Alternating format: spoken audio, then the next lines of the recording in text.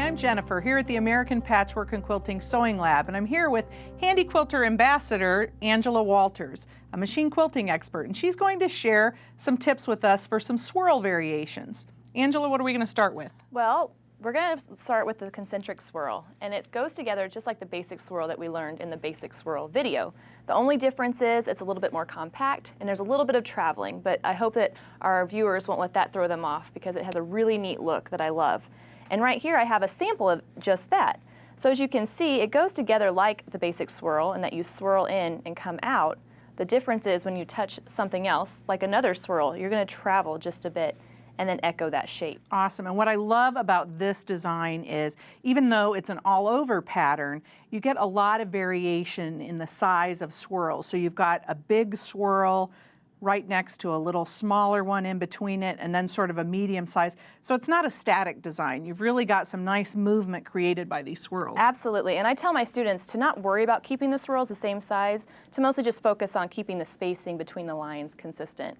But if they're not into the consistent kind of look, they can try this, which is a different example of that design. This is just the same concentric circle. The only difference is that we're varying the spacing between the lines, not keeping it so consistent, and it gives it a completely different look.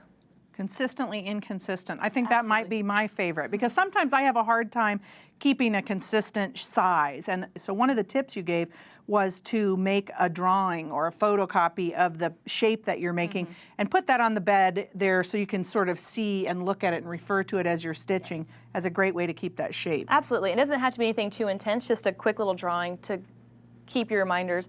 But I'll tell you, the more that you practice, the more that you'll get that consistent size down. So always comes down to practice, absolutely, practice. Yeah. So do you want to get started? I'd love to. All right. So we'll start with the concentric swirl, since that's where we started with. And I'm going to start the edge of my quilt area here. And I'm going to swirl in just like that.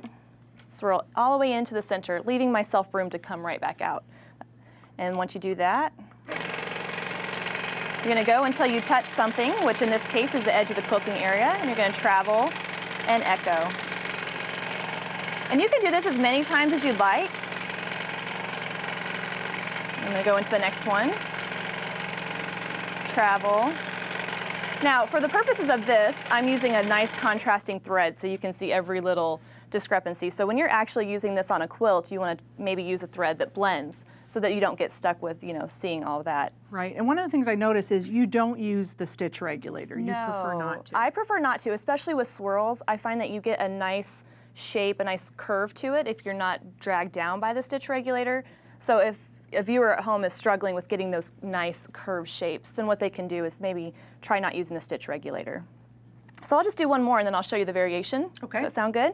So when you've done a few swirls and you're ready to go into your next one, you're just going to kind of travel back a little bit and then go right into your next one. You just want to get out of that corner a little bit so that you have some space to form that swirl. And when you're traveling back, you're going over that stitching line that you previously stitching over the line I just stitched. Like that. And then going right into it.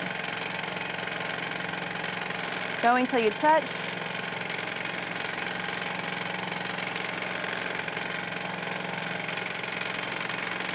Now we talked a little bit about a variation, and that one is where you just go in and then let's say you make this line close, and then spread it out and make that line a little bit bigger and close, and just keep changing it that way.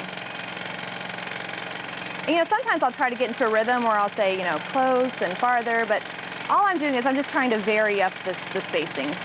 I'm not too worried that it's perfect, or I'm not too worried that it's always the same, rhythm.